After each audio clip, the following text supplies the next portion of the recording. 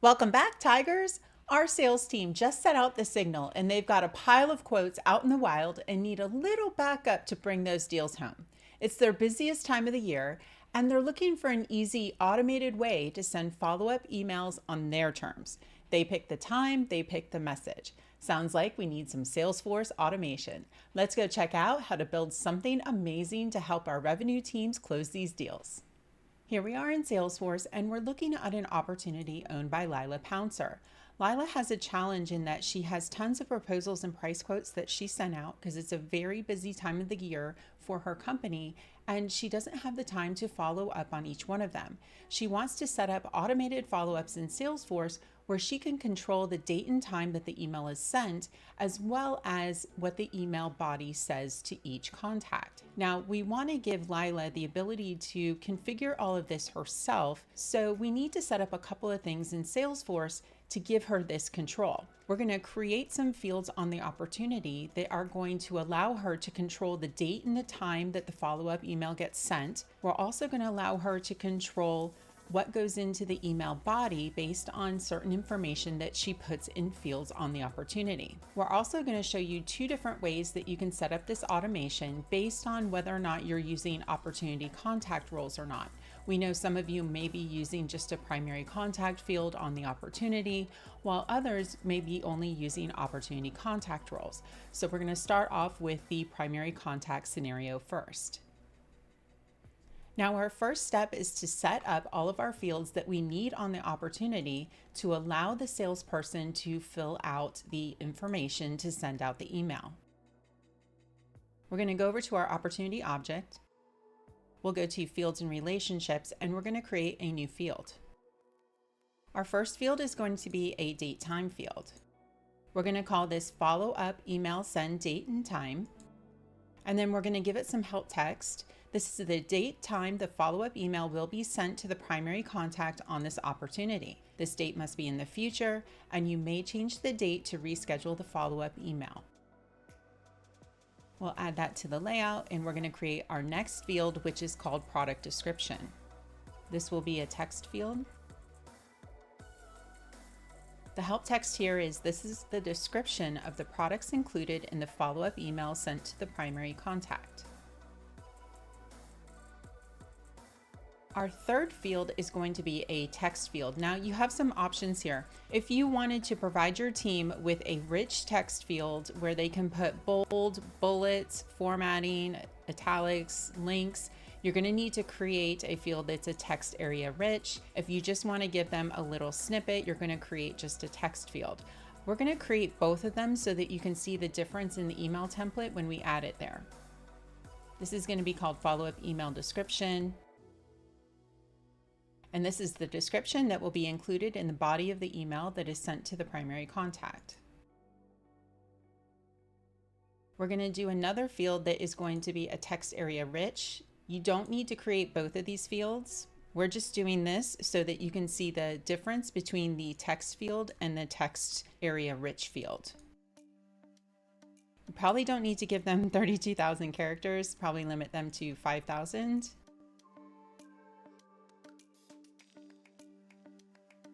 And then our last field is going to be a lookup to the contact. So we'll create a lookup relationship, and this is going to be to the contact object.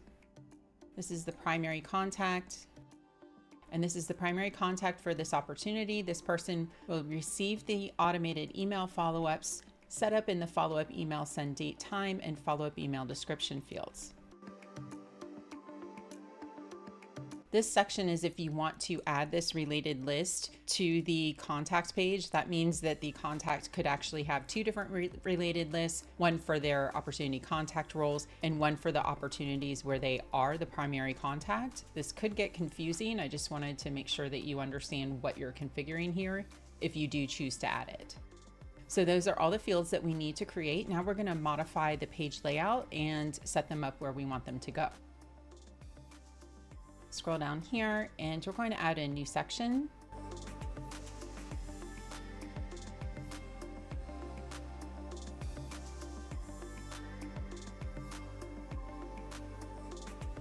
Now we're all set and we're going to set up a validation rule next on the opportunity object.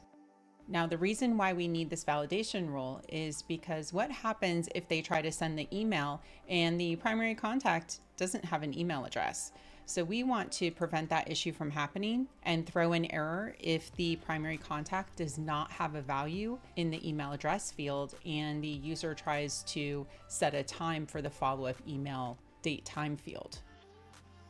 The description is, this rule will require the primary contact to have an email address if the follow-up email send date time has a value. And then our formula is going to be, so if the primary contact email is blank and the follow-up email send date time is not blank, we want to throw an error. Our error message will be, the primary contact does not have an email address. Please update their email address before scheduling the follow-up email. And we can make this error show on the primary contact field. Go ahead and save that. Now we're ready to set up our flow. We'll go into Setup. We'll go to Flow.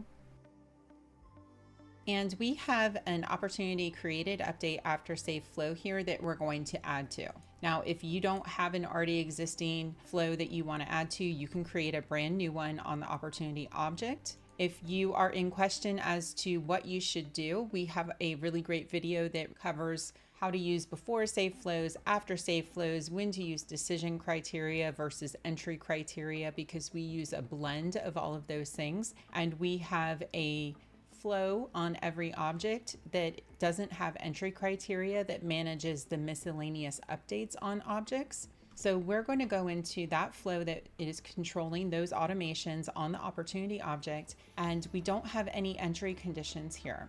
And we're just going to add a scheduled path. Now, if you're creating a brand new flow, what you can do is you're just going to create a record triggered flow on the opportunity object. You'll make sure that this is firing when the record is created or updated, and then you'll make sure that the actions and related records box is selected here, because you cannot choose add a scheduled path unless you're creating what's called an after save flow. When you click add scheduled path, it'll have two paths, one for run immediately, and then you'll have a date time that you control over here. And this is where we're going to do all of our work. All right, our path label is going to be send follow-up email. Our time source will be follow-up email send date time. Our offset number is 0 minutes after, because we want this to go out on the follow-up email send date time exactly. And then if there is a chance that you could have more than one email going to the same contact, you'll want to set this batch size to 1. Our next step is we need to add a get records element here. And we are going to get the opportunity owner information for the email signature. The reason you can't just use the fields from the opportunity is because those are derived values. We received an error when we were trying to do that way. So we're going to look for the user that equals the owner of the opportunity that triggered this flow. Then we're going to choose our fields and let Salesforce do the rest. And we're going to select all of the fields that we need for the email signature. So depending on your requirements, you may need to select different fields here. We're going to do name, title, email, and phone. Our next step is to add an action. And this is going to be the send simple email action. We will call this send follow-up email to primary contact. And then for the CC line here, we want to copy the opportunity owner. So we're going to get that email address from our get opportunity owner information that we just configured. Then we will scroll down and we're going to use this compose email content element right here. You can also use an email template. Let us know if you're interested in making this a little bit fancier, where the user could select which email template they wanted to even send out. We could put that in as a feature. We're going to do a subject line of Blue Tiger Academy quote update. And then we've got an email template here. I'm going to show you how we got some of these field merges. So right here, we wanted to say hi and then the primary contact's first name. So we would need to search for the primary contact's first name from the triggering opportunity. And then you would go to the primary contact. We would select this one with the arrow because we need to get to the first name field. You'd select that and it would drop it in there. The next field merges right here where the product description would go in. So the user needs to make sure that they enter the information in a way that it makes sense whenever they update the product description field on the opportunity. Now the follow-up email description fields and the follow-up email rich text fields, these can be written in full sentences. So that's why we showed you the rich text option, because this one only has 255 characters. So you would get this one into the email template the same way. You would look for the triggering opportunity, and then you would look for the follow-up email description. And then here's our rich text one. I like the rich text one better because it gives the sales rep more flexibility to enter information into the email template exactly how they want it. Then you have the email signature down here that you need to control. So you can put in the information that you got from your get records for the user. So we want their full name to go here, and then you would repeat that for the title, phone number, and whatever other fields that you have that you need to put into the email signature. We'll just make their name bold and a little bit bigger. Then if you have formatting in your email template, you need to make sure that you set this variable to true right here, rich text formatted body, or else it's going to come through with a whole bunch of HTML tags in your email template when it gets sent. Now the recipient ID, this is going to be the primary contact on the opportunity. So we will select that there. And then our related record ID is going to be the opportunity that triggered this flow. And we need to select search resources here. And then we're going to select the opportunity ID.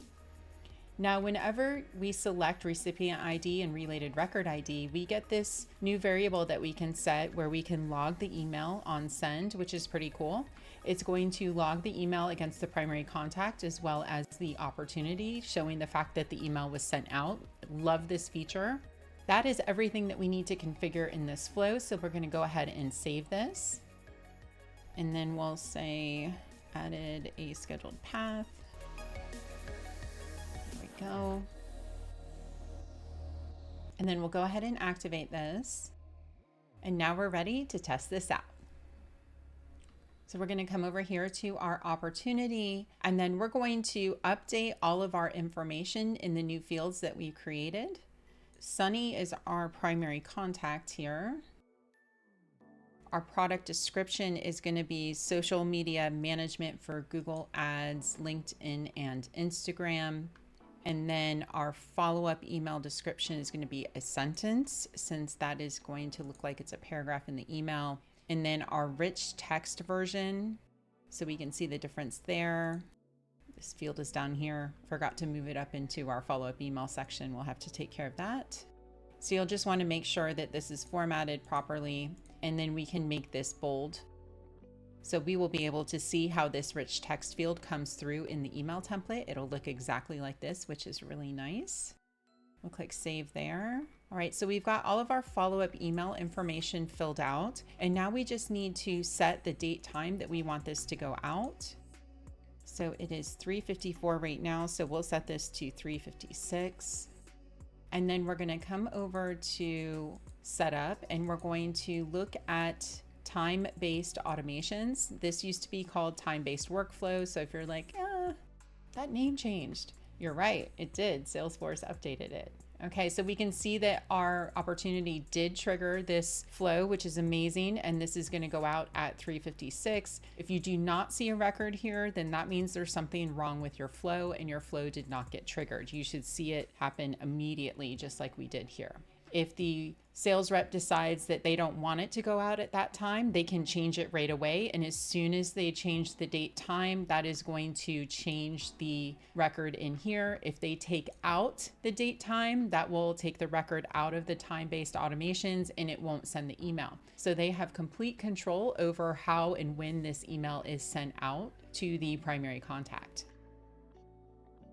Now I just received the email here. And you can see that the email came from me and not Lila, because I was the user that triggered the automation. So we need to test this logged in as Lila. We can also see that there's a lot of spacing in this email template. I wanted to show you how that looks. So we're going to take out all of that spacing because it looks terrible. And then we can also see that we have a problem where Lila Pouncer doesn't have a title on her user record. So we need to update all three of those things. Go ahead and close this out. We're going to come back to our email template up here, and then I'm just going to remove out all of the spacing. And then we'll save this as a new version. We'll activate that. I'm going to log in as Lila. And then I'm going to go to this opportunity. I also wanted to update my title, didn't I? So let me go to my settings and I can update my title down here. All right, I have a title now. And then I'm going to go to my opportunity. I'm going to change the time here. Now she's in Pacific time. That's why it looks a little bit different. Click save. All right, now we'll look for those three things to be fixed. We can also check for the time-based workflow. Well, I just got the email, so we don't need to check for the time-based workflow. It worked. Okay, we can see here now the email comes from Lila, which is perfect. And we can see that the spacing is better. It's not all spaced out. And we can see we now have a title down here, which is great. So those three things have been rectified and everything's looking great for our follow-up email being sent to the primary contact. Now we want to do a different example. We want to show you how to handle the scenario where, well, what if you tell me, hey, Cheryl, we're not using the primary contact field on the opportunity. We're only using opportunity contact roles, and our users are required to identify the primary person this way. So we have a solution for you. We're going to update the process that we just did to allow you to send to the opportunity contact roles. All right, our first step in doing that process is we're going to go into setup. We're going to go to object manager and then the opportunity contact role object.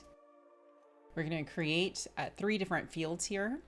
We're going to create a field that's going to allow the user to identify who they want to receive the emails, because maybe they don't want all of the people to receive the email. Now we're going to create a checkbox. We're going to call this receive follow-up emails.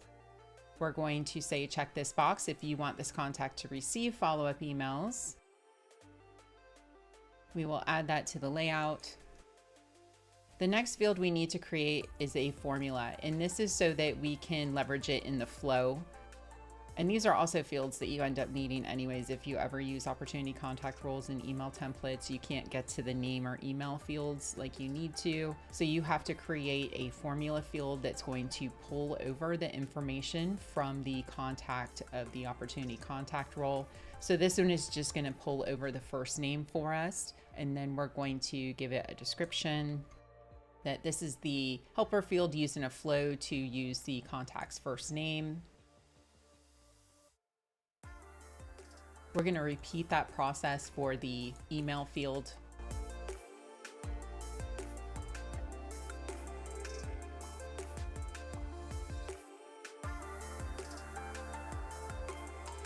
Now we're going to go to the layout.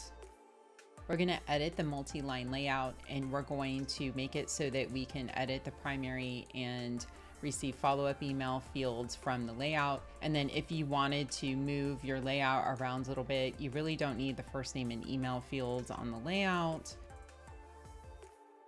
We'll just move some stuff around. All right, that looks good to me. Now what we want to do is go to the opportunity object. We're going to go to the page layout.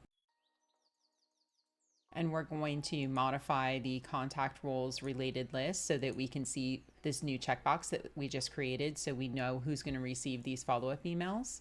We'll click save there. And now we're going to come here and refresh.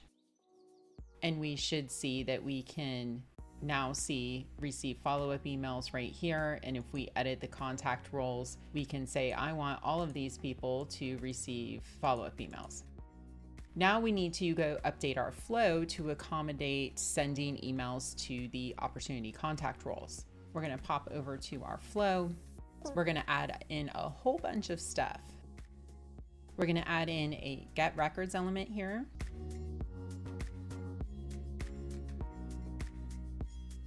This will be called get opportunity contact roles. The object is going to be called opportunity contact role as well. And then we're looking for all of the opportunity contact roles that are related to the opportunity that triggered this flow. We're looking for all records, and then you can choose fields and let Salesforce do the rest. And we're going to need the contact ID. We will need first name, email is primary, and then receive follow-up emails. Next, we're going to add a transform element here.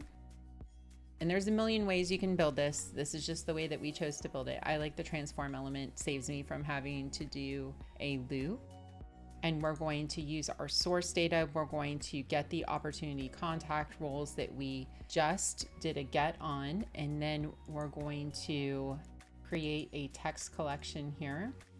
And we're going to map the emails to that text collection. So this is what's going to allow us to email everybody in the opportunity contact roles. Now we need to address the email to the primary contact for the opportunity. So if you don't have a primary contact field and you're using the contact roles, we need to figure out which of the contact roles has the primary checkbox checked. We're going to do a collection filter here.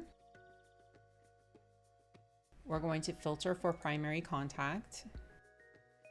It's going to get the people from our get opportunity contact roles, and then we want it to find the people where is primary equals true. Then we need to create a new resource. This is going to be a variable. This is going to be a record, and it's going to be a contact record. Now, if there's a chance that you have more than one primary contact in here, then you're going to want to do a collection sort to make sure that you only have one in here. So this is up to you if you want to add that in here. So we'll do a sort.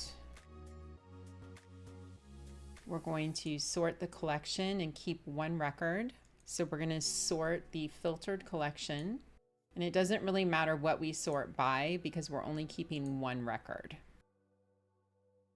Now we're going to do a loop because you have to do a loop because this is a collection.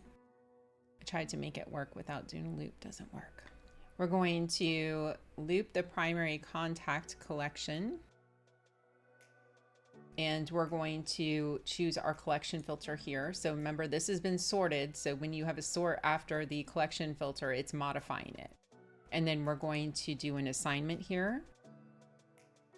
We're going to assign the primary contact fields, and we're going to use that record variable that we just created. So our contact record ID equals the loop coming from this filter collection that we're looping through. So we want that ID right there. Then we need to map the email and the first name. So we'll do email equals and then loop. And this is where we'll get emailed on here. Then we'll do our first name equals our loop, and then we'll go down to that first name field. There it is.